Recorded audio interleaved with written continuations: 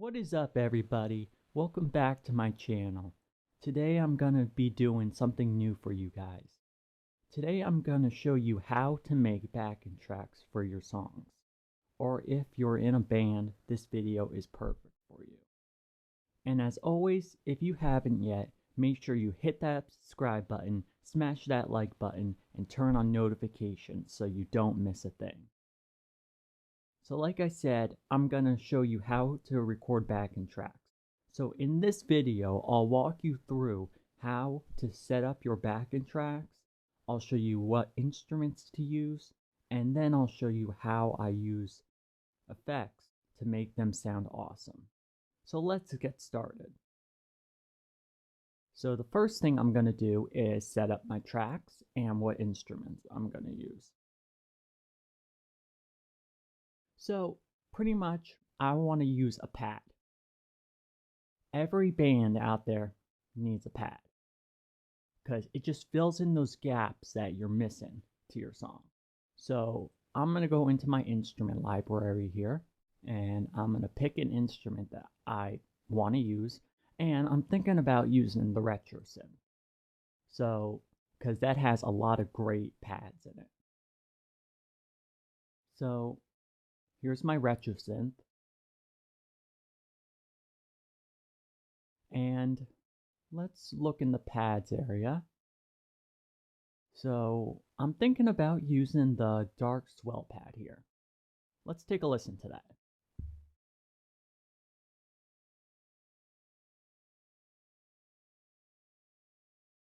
Okay, it sounds good, but I want to use, I want it to be brighter.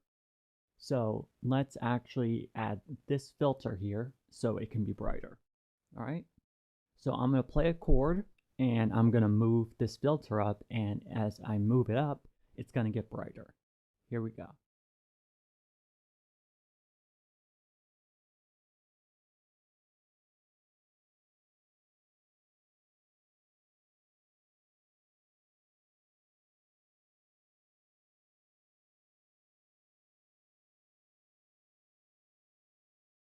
All right, that sounds pretty good to me.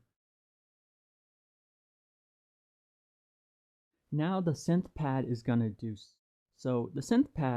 do so many things for you. It's going to fill those gaps in your mix that don't sound full enough and you're just missing something there.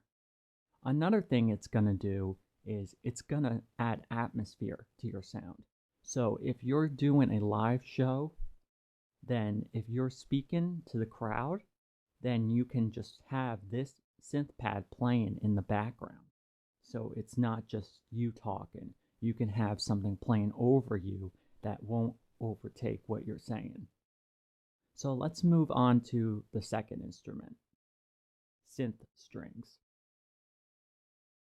So synth strings are great. So what I'm going to do is create another instrument track. And what I'm thinking about using is, what instrument do I want to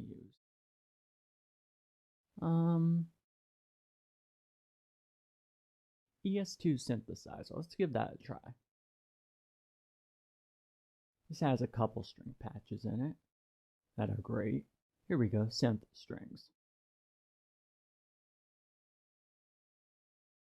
Air cello, bright pan strings, cosmic string bright. A lot of good ones here. Let's start with the bright pan strings.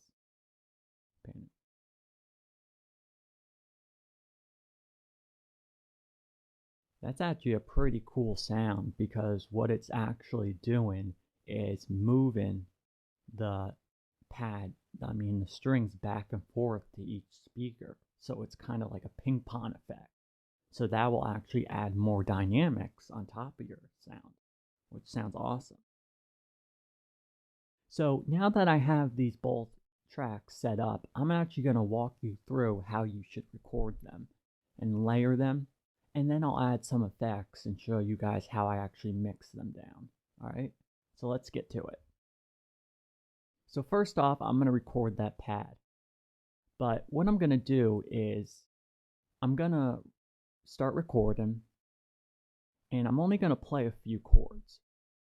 And so I'm gonna do like a verse and a chorus, but I'm only gonna play like random chords, and then I'll show you how to do the strings too once we get there.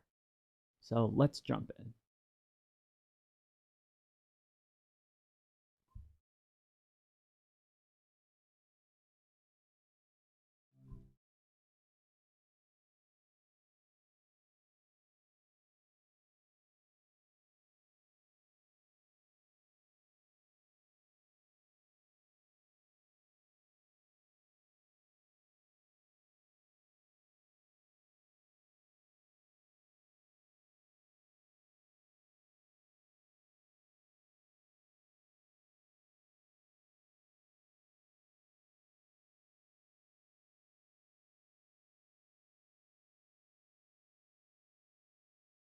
Okay, so that sounds great to me.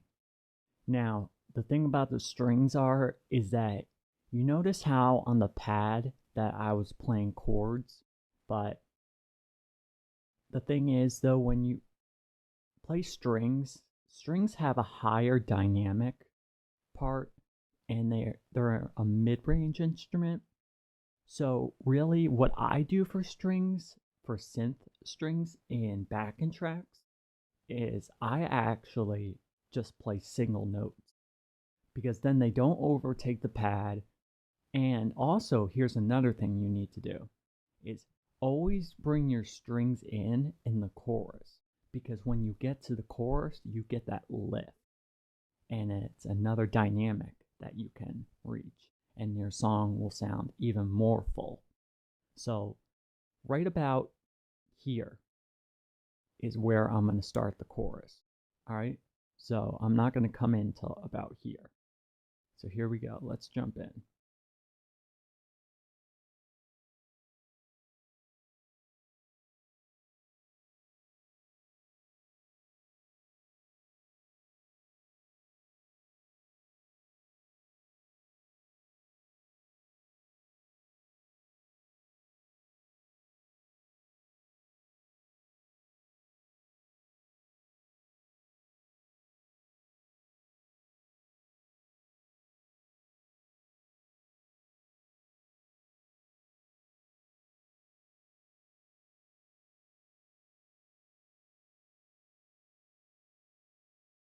Now, I noticed a problem with that. Is The problem is I'm playing in the same frequency range. So it's not really popping through that much. So when you play it live, if you had this live, you wouldn't really be able to hear it that much because of all the other instruments going on. So I'm going to show you a different way to play this. Now the pad I played in the lower mid range. The strings, I'm going to move those to the upper mid range. All right, so let's jump into that.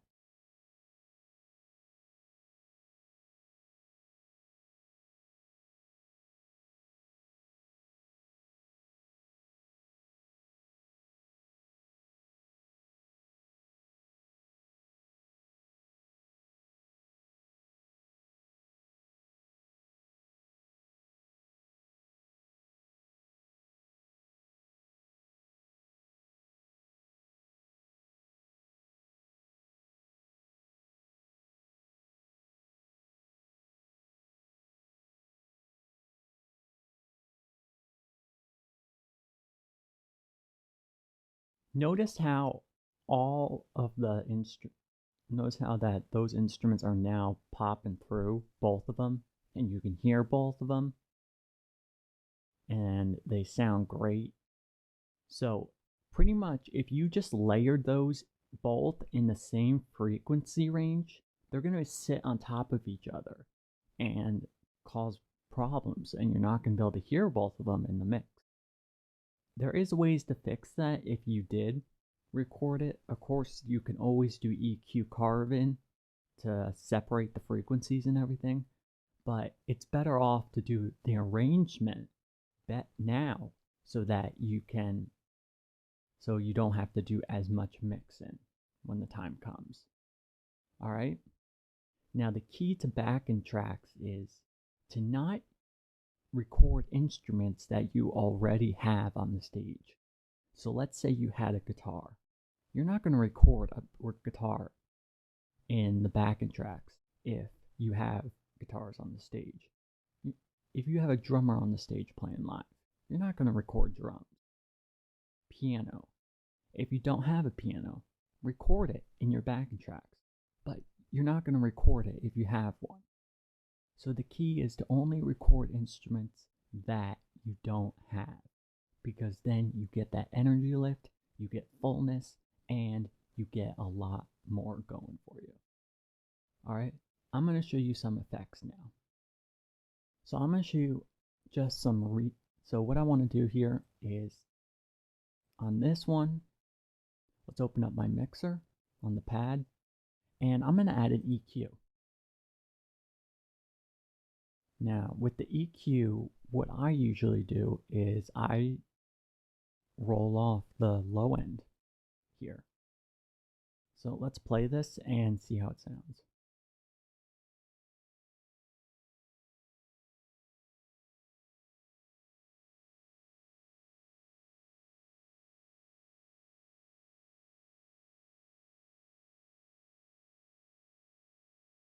So I rolled off about 70 hertz there. The other thing I like to do is I like to roll off the high end too, just a little bit, just to get rid of those unwanted frequencies up there.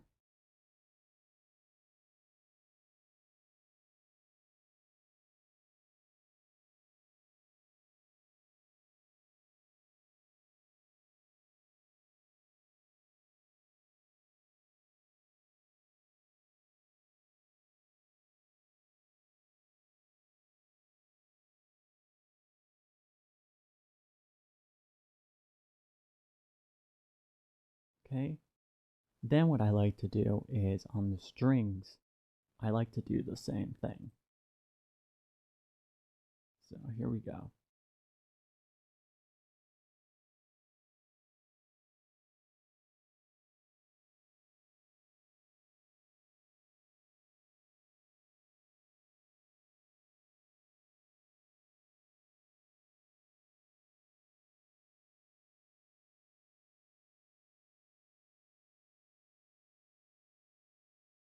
Now, I don't think the strings actually need a low pass filter because they're all the way up here.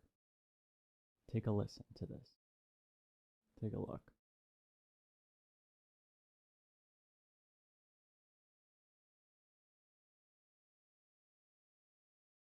They're jumping all the way up in the high end, so you don't need that. All right. So the second thing I actually like to do on this is I like to send these to a bus. I'm going to send the bus 1, and then there we go.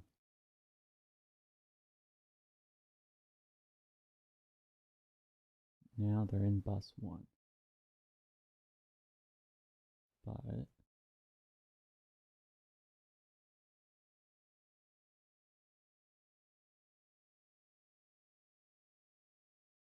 sorry, what did I do here?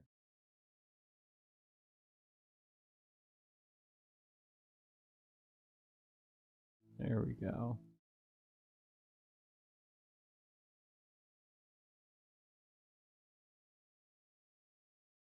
All right. So now what I like to do is just get a volume balance out of these things here. These instruments. Here we go.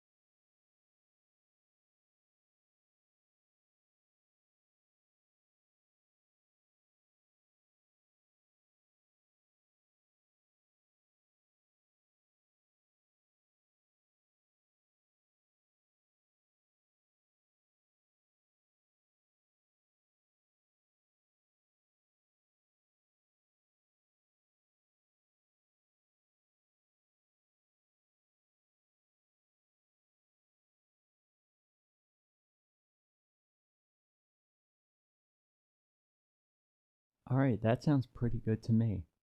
Now, on your bus here, what I like to do is I like to add my effects on here. So let's add a reverb. So we're going to open Space Designer here.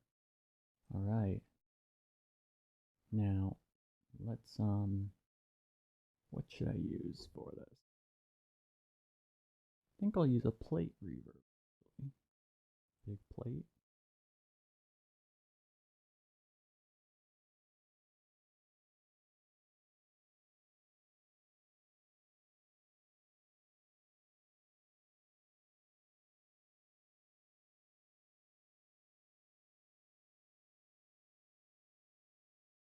Now that sounds really good to me.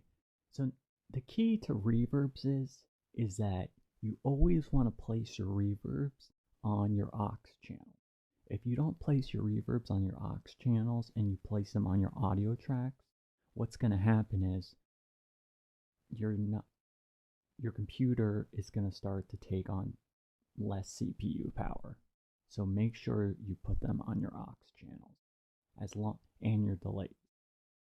Also, with reverbs, you always want to clean them up with EQ. And what I mean by that is always use a high pass filter and a low pass filter. So let's do that.